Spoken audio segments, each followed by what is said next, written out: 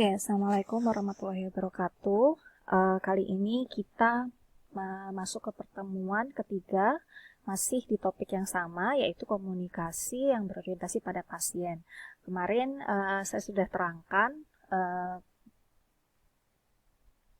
sekilas tentang komunikasi secara general itu seperti apa ya, dan juga apa tujuannya komunikasi itu diorientasikan kepada pasien.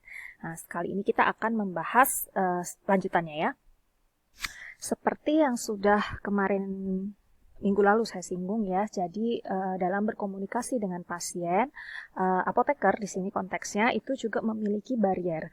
Barriernya itu macam-macam ya, ada yang datang dari personalnya apoteker, ada yang datang dari si pasiennya sendiri dan sebagainya. Jadi ini yang saya rangkum dari beberapa literatur ya, bahwa komunikasi kepada pasien itu ada beberapa barrier secara umum ya, barrier itu hambatan ya.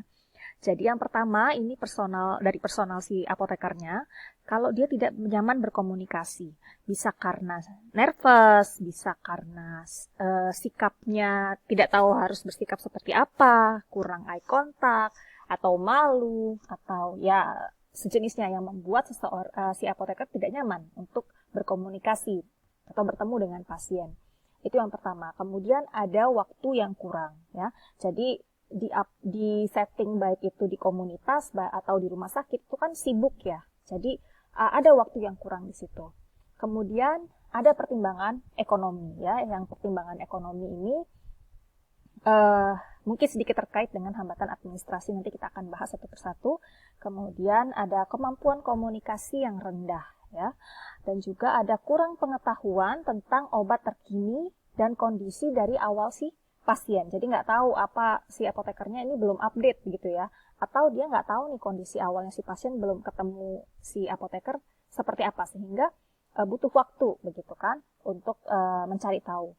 Kemudian pasien tidak menganggap sesi konseling ya, dalam hal ini konseling itu kan bagian dari komunikasi ya.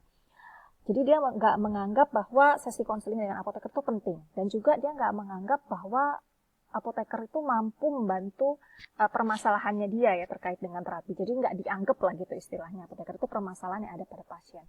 Kemudian ada permasalahan budaya, yang ini kompleks ya, budaya ini karena macam-macam dan menjadi latar belakang yang akan sulit untuk dirubah. Kemudian ada hambatan lingkungan dan juga administrasi. Oke, kita lihat dari tidak nyamannya berkomunikasi. Jadi kalau tidak nyaman berkomunikasi itu macam-macam tadi ya. Ada yang nervous, ada yang malu, ada yang ya banyak lah. Nah, ada beberapa teknik untuk meningkatkan kenyamanan atau mengimprove supaya si apoteker ini bisa berkomunikasi ya. Yang pertama, dia harus bisa mengkontrol distraksinya. Jadi ketika kita nervous ya, jadi kalau misalnya kalian kalau lagi nervous itu pasti cepat banget terusik sama sekitar, jadi nggak bisa fokus begitu. Itu yang pertama, jadi dikontrol ya. Kemudian lean towards patient, ini sudah saya bahas juga di pertemuan sebelumnya. Jadi ada jarak yang cukup dekat dengan pasien supaya bisa menangkap, supaya tidak ada apa ya istilahnya, tidak ada jembatan yang membuat komunikasi itu berpotensi untuk terganggu begitu. Kemudian open body posture, uncrossed arms and legs. Nah, maksudnya postur tubuh itu diatur dan jangan sekali-kali crossing arms ya, apa ya istilahnya itu kayak kalian cross arms. Jadi gimana ya? Cross arms itu apa bahasa Indonesianya ya? Kalau kalian menutup kedua tangan kalian di depan. Nah, itu tuh sikap yang tidak baik ya pada saat berkomunikasi. Kemudian squarely face patient, jadi menghadap dengan pasien ya, menghadap dengan pasien. Jadi posisi menghadap pasiennya itu antar wajah apoteker dengan pasien itu berhadapan. Jadi tidak ada yang di atas atau tidak ada yang di bawah gitu ya. Kemudian eye contact ya, sekitar 50-75% dari seluruh conversation ya. Kemudian relax ya, jadi jangan tegang. Itu tips untuk bisa nyaman berkomunikasi dengan pasien. Kemudian tadi ada waktu yang kurang dan juga ada pertimbangan ekonomis di situ ya. Pertimbangan ekonomis ini maksudnya kalau kalau misalnya waktunya tadi itu kurang, sudah harus membuat obatnya, kemudian harus menghabiskan waktu untuk berkomunikasi dengan pasien, ya pasien yang menunggu lainnya kan akan pergi ya, sehingga istilahnya ya di setting baik itu di apotek ataupun di rumah sakit akan terjadi komplain sehingga tidak diminati tempat vaskesnya dia. Kemudian kalau ada kondisi seperti ini, disarankan itu baik itu di apotek ataupun di rumah sakit itu menggunakan personel lain untuk melakukan dispensing. Dispensing itu kalian menyiapkan obat, meracik itu ya. Jadi di dalam undang-undang juga sudah dinyatakan bahwa apoteker itu boleh dibantu oleh asisten apoteker ya, sehingga di sini apoteker atau farmasis itu lebih banyak menghabiskan waktu dengan si pasien. Apakah artinya farmasis tidak perlu belajar dispensing? Ya tidak, bukan begitu. Tetap dia harus bisa, tetapi ketika di dalam kondisi di mana pasiennya itu banyak yang harus terlayani, kan memang harus terbagi tugasnya, ya kan? Dan prioritasnya apoteker adalah berkomunikasi dengan pasien. Itu menurut literatur ya. Kemudian kalau kemampuan komunikasinya rendah dan mungkin kurang up to date tadi ya, jadi siapapun atau dimanapun apoteker ini bekerja, pimpinannya itu harus mau memberikan kesempatan bagi si apoteker untuk update ilmu dan untuk mengupdate keterampilannya dia. Makanya besok kalian kalau jadi apoteker ya, itu selalu akan ada yang istilahnya update ilmu. Jadi kalian belajarnya itu nggak cuma sampai selesai kuliah selesai, karena ilmu farmasi ini kan ilmu terapan ya. Jadi dia itu perkembangannya sangat dinamis. Kayak terapi misalnya. Dulu mungkin pakai obat A, sekarang A nggak boleh diganti obat B. Contoh aja COVID, itu sudah berapa kali mengganti lini pertama untuk antivirus, untuk imunomodulator, udah berganti gitu dalam perkembangan 1 tahun saja. Sehingga di dalam prakteknya apoteker ini harus melakukan update ilmu, dan dia melakukan update ilmu, update keterampilan itu harus didukung oleh pimpinan di mana dia bekerja, gitu ya. Kemudian ada barrier lagi tadi, pasien tidak menganggap sesi konseling dan kemampuan apotekernya itu penting.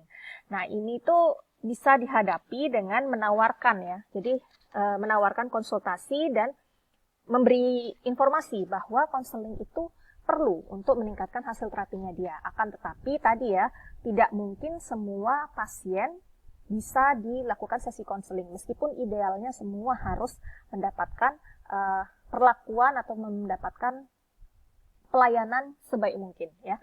Akan tetapi itu tadi, untuk beberapa pasien yang perlu sekali untuk diberikan komunikasi secara khusus dalam bentuk konseling. Nanti untuk konseling seperti apa tekniknya dan lain-lain akan disampaikan di pertemuan yang lain ya. Nah itu penting, jadi dikasih tahu si pasien bahwa konseling ini bisa meningkatkan hasil terapinya dia. Jadi tujuan terapinya dia yang tadinya mau apa, kalau apotekernya tahu, bisa berdiskusi, di situ akan bisa sama-sama menuju ke sana itu seperti apa tahapannya. Nah itu akan ada kolaborasi di situ, kolaborasi antara apoteker dan pasien. Begitupun nanti dengan dokter ya. Kemudian ini tadi ya, ada barrier komunikasi dari sisi budaya ya. Jadi sisi budaya itu kita tahu ada bahasa verbal dan nonverbal kan kalau komunikasi ya. Dan itu berbeda dari orang yang berlatar belakang berbeda. Jadi ada idiom, misalnya kalian tahu idiom ya, jadi kayak istilah, itu mungkin terkenal di sini. Tapi kalau misalnya orangnya, pasiennya dari Bali aja misalnya, belum tentu dia paham dengan idiom yang digunakan di sini. Atau punya kata-kata yang sama, ya, tetapi berbeda di kata-kata atau bahasa daerah aja ya. Bahasa daerah sini mungkin juga ada di luar daerah, tapi meaningnya beda, sehingga bisa menjadi miskomunikasi di situ. Format nama juga ya, kemudian eye contact ya. Eye contact seperti apa, dan touching ya. Touching itu sentuhan begitu ya. Ini ada orang yang risih disentuh, ada orang yang juga perlu kalau dia disentuh dalam artian bukan yang tidak senonoh ya, tapi disentuh dalam artian menunjukkan bahwa seseorang itu peduli sama dia. Nah, itu berbeda ya. dari masing-masing orang. Kemudian ada time orientation di sini ya, jadi orientasi waktu di mana pasien itu dia ada orientasi waktu saat ini, yang dulu dan juga yang di masa depan. Jadi itu harus jelas dulu. Dulu dia bagaimana, sekarang dia bagaimana, dan kedepannya dia bagaimana. Terus ada juga religion dan spirituality ya, jadi agama dan kondisi spiritualnya. Jadi dia kepercayaannya dia dari adatnya gitu ya, kayak misalnya adat Sasak aja dengan adat Jawa itu kan sudah berbeda kepercayaan-kepercayaan yang tidak berlandaskan dengan agama. Terus agama sendiri itu berbeda gitu kan ya. Kemudian simbol-simbol yang sakral, ada nomor-nomor yang keberuntungan dan tidak beruntung. Biasanya ini untuk yang etnisnya Chinese itu kan ada ya, sangat dekat dengan itu. Termasuk dengan kejawen biasanya juga ada. Kemudian ada dietary practice ya, jadi ada bagaimana dia mengatur makanannya ya, itu berbeda masing-masing orang. Kemudian ada folk medicine. Di sini folk medicine itu kayak pengobatan tradisional yang benar-benar tradisional. Jadi misalnya kayak kalau demam itu misalnya dia dipakein kompres, ada yang nggak suka dikompres, yang kompresnya masih tradisional ya. Nah, ada juga yang keroan ya, atau yang terbaru menggunakan obat. Ini kan lebih modern ya. Mau kompres juga banyak sekarang yang modelnya disposable ya. Kayak contohnya itu, kalau kalian tahu bye-bye fever buat anak kecil, nah itu kan termasuk kompres yang bentuknya sudah modern gitu. Nah, tapi kan masih ada di beberapa daerah yang masih lebih suka dengan yang hal-hal tradisional seperti itu. Nah, ini kalau misalnya tidak dikomunikasikan itu bisa bisa berpotensi untuk mengganggu interaksi antara si pasien dengan apoteker ya. Kemudian ketika melakukan komunikasi yang efektif, ada beberapa pertimbangan dalam aspek-aspek budaya tersebut ya. Yang pertama, jadi harus aware kalau orang-orang itu memiliki etnis dan agama yang berbeda. Jadi nggak boleh karena saya misalnya Islam, ya udah saya nggak peduli dengan pasien saya yang agama lain, nggak bisa seperti itu ya. Nanti kalian pun jadi apoteker itu disumpah. Tidak boleh melayani pasien atau memberikan prioritas atau apapun itu dengan dasar agama, itu nggak boleh ya. Kemudian mencoba untuk bekerja dengan sistem di mana si pasien dan keluarga si pasien itu bisa percaya. Jadi misalnya kalau dia tadi sudah berbeda ya, agamanya, rasnya, etnisnya, jadi apa kepercayaannya dia, kita harus bisa menyesuaikan. Oh jadi misalnya dia percaya kalau angka 7 itu angka yang istilahnya ya, angka keberuntungan misalnya seperti itu. Nah, itu kita harus percaya, entah itu nanti dari sisi dia mengkomunikasikannya atau apa, kita nggak boleh bilang, Bu itu mitos, Bapak itu mitos, nggak bisa seperti itu ya. Kemudian respect ya, jadi pandangannya si pasien itu harus dihargai, jadi kita harus mendengarkan mereka. Dan juga harus mempelajari, dalam artian mempelajari ini bukan berarti kita yang harus ikut praktek ya, tapi kita paham apa adat-adat yang dianut oleh si pasien kita gitu kan. Terus alternatif kesehatan yang telah dia gunakan dan bagaimana cara kerjanya dan apakah itu bisa menunjang, seperti itu kita harus bisa memahami ya. Dan juga kita harus bisa menjelaskan kalau resiko kalau misalnya si pasien tidak menggunakan obatnya atau salah menggunakan obatnya, sehingga dia paham kalau dia harus menggunakan obat. Kemudian ada hambatan lingkungan ya. Jadi hambatan lingkungan ini lebih menitik beratkan pada setting di area konsultasi dengan pasien. Jadi setting ruangannya. Jadi ruangan itu harus diatur supaya pasien itu bisa ketemu apoteker dan bisa berinteraksi dengan nyaman. Tadi ya, jadi posisi tempat duduknya si pasien dengan apoteker ketika berkonsultasi itu harus sejajar supaya tidak ada yang posisi yang membuat kedua baik apoteker maupun pasien itu tidak nyaman. Kemudian noise ya. Jadi kalau misalnya di apotek itu kan kadang rame ya. Kalau dia konsultasinya sama di tempat dengan orang-orang yang sedang mencari obat gitu, itu akan banyak noise di situ. Jadi berisik gitu ya, sehingga tidak nyaman si pasiennya pun tidak nyaman untuk berkomunikasi dan tidak ada privacy di situ, sehingga mungkin ada kemungkinan nanti dia tidak ingin berkonsultasi. Nah, itu jadi memang di apotek itu sekarang menjadi salah satu komponen penting. Kalau misalnya nanti kalian jadi apoteker terus buka apotek ya, itu harus ada ruangan tempat khusus untuk komunikasi dengan si pasien yang tidak mengganggu kegiatan atau kegiatan di apotek yang di luar dengan konseling ataupun pemberian informasi atau apapun itu tidak mengganggu interaksi. Jadi ya itu ya, tidak mengganggu, tidak saling mengganggu begitu. Ada privacy untuk si pasien.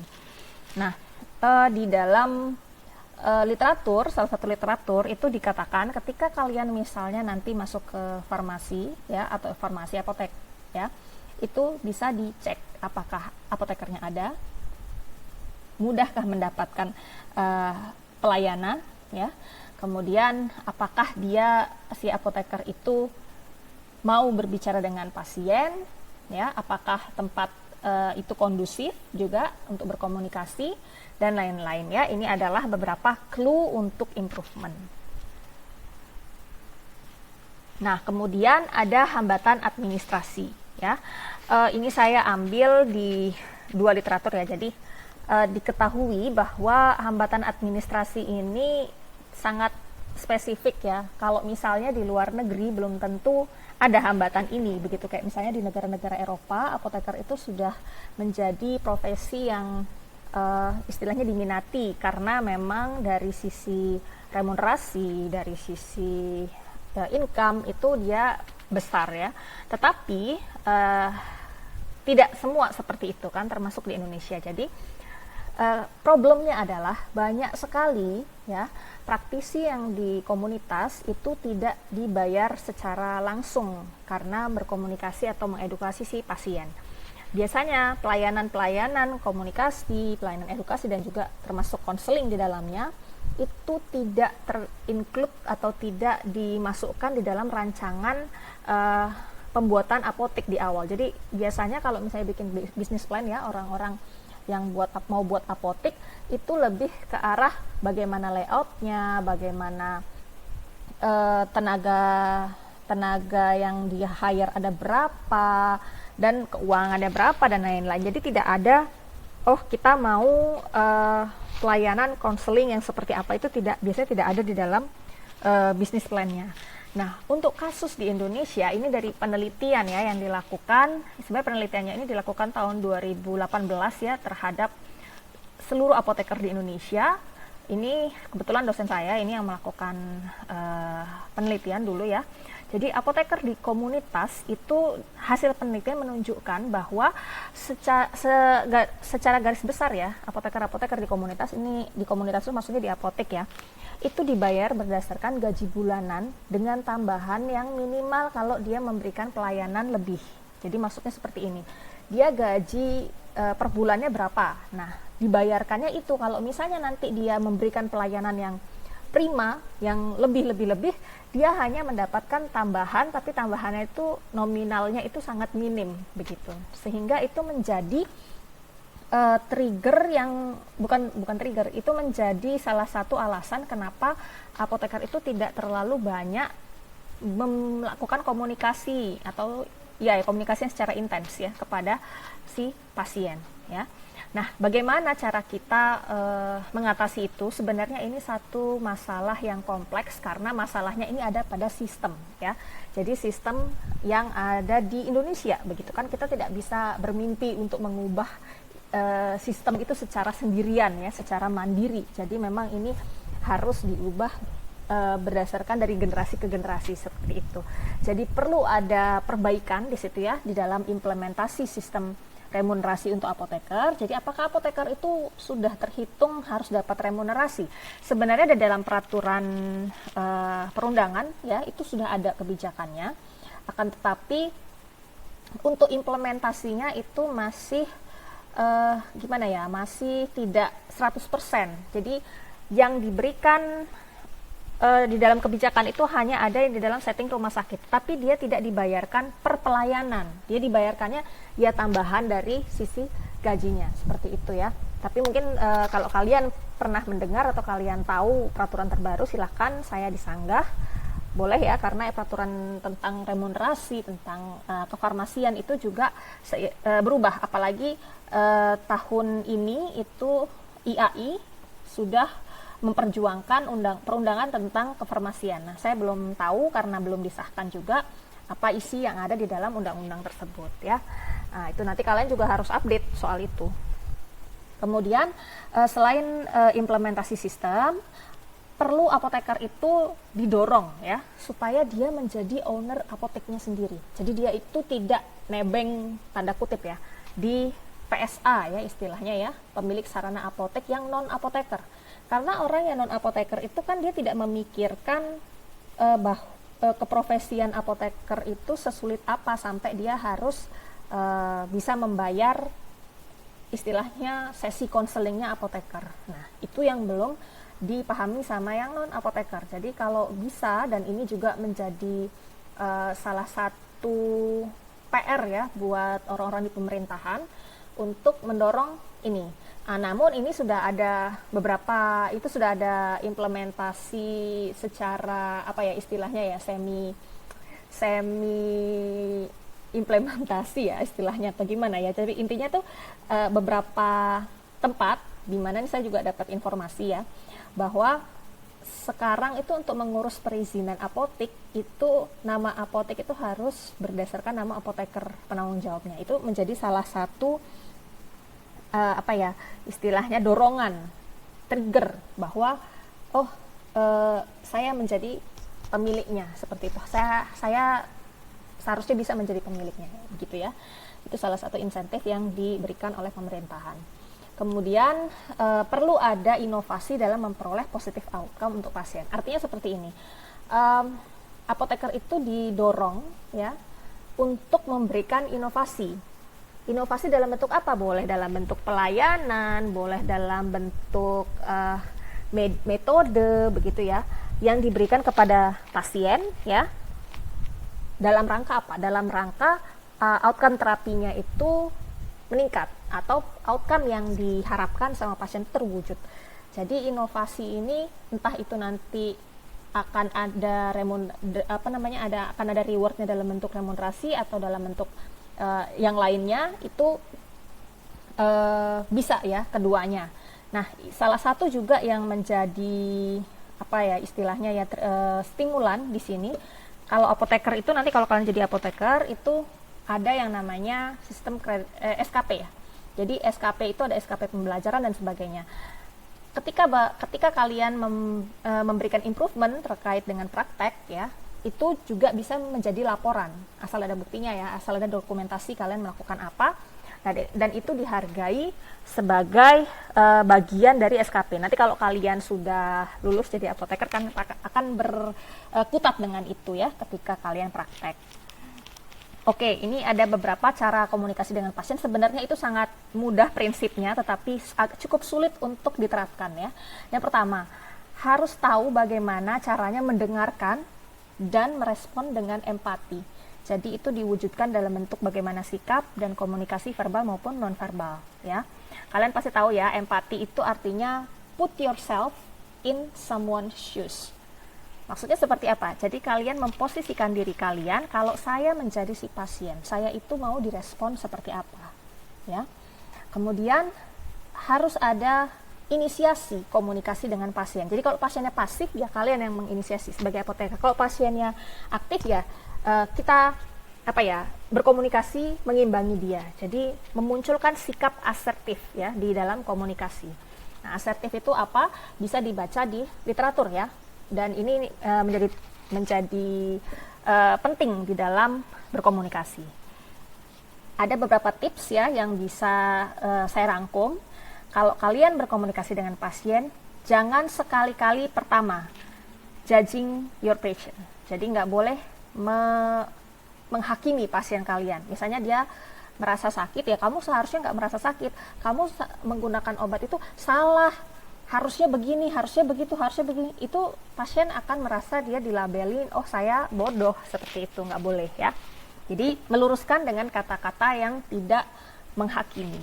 Kemudian tidak selalu memberikan nasihat kepada pasien. Tentu apoteker di sini kan adalah expert ya di dalam terapinya si pasien. Namun apoteker itu tidak boleh menasehati terkait dengan masalah emosi dan juga personalnya dia. Jadi misalnya dia sedih ya, misalnya dia sedih, terus kita memberikan advice supaya dia tidak boleh sedih seperti apa ya, nggak bisa seperti itu ya, nggak boleh. Kemudian placating and falsely reassuring response, artinya adalah memberikan respon bahwa itu tuh problem yang kamu hadapi itu akan baik-baik saja kok ke depannya. Ketika itu tidak baik-baik saja, kita nggak bisa mengatakan, oh ini nggak masalah Bu, padahal itu bermasalah ya. Jadi itu respon yang respon meyakinkan tetapi salah begitu ya.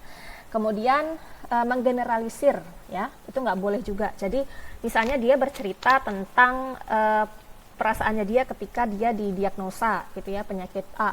Nanti kalian menggeneralisir dengan, oh tapi dulu tuh saya ada pasien yang dulu itu dia juga dijudge, dia biasa aja gitu. Nah, nggak bisa seperti itu ya.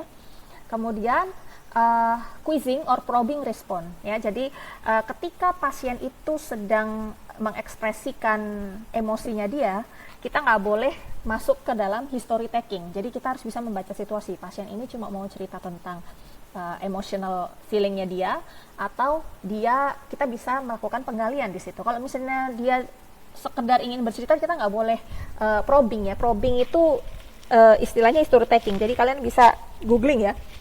Probing itu istilah. Jadi maksudnya tuh menggali informasi gitu.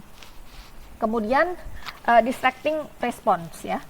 Jadi nggak bisa mengalihkan pembicaraan. Jadi misalnya dia sedang bercerita tentang, dia sedang mengeluh tentang terapinya tidak efektif dan lain-lain. Terus kita alihkan pembicaraannya tentang, oh ya Bu, yang penting ini obatnya diminum titik. Nah, nggak bisa seperti itu ya. Ketika dia sedang membicarakan masalah personalnya dia, nggak bisa kita alihkan dengan yang lain. Kemudian tidak boleh stereotyping, depersonalizing, dan controlling ya. Ini saya rasa sudah cukup ya dipahami. Stereotyping itu kayak mirip dengan menggeneralisir, tapi istilahnya kayak menyamaratakan lah istilahnya ya, menyamaratakan antara pasien satu dan yang lain. Tidak bisa seperti itu karena setiap pasien itu unik ya, setiap pasien itu berbeda, bisa sama tetapi belum tentu sama. Jadi harus dianggap pasien A dan pasien B walaupun penyakitnya sama, dia berbeda cara menanganinya, berbeda cara dia menerima informasinya dan lain-lain ya. Oke, ini adalah referensi yang saya gunakan. Terima kasih atas perhatiannya. Saya memberikan tugas baca ya, jadi silakan dicek di Google Classroom untuk tugasnya. Oke, itu saja yang bisa saya sampaikan. Terima kasih atas perhatiannya. Wassalamualaikum warahmatullahi wabarakatuh.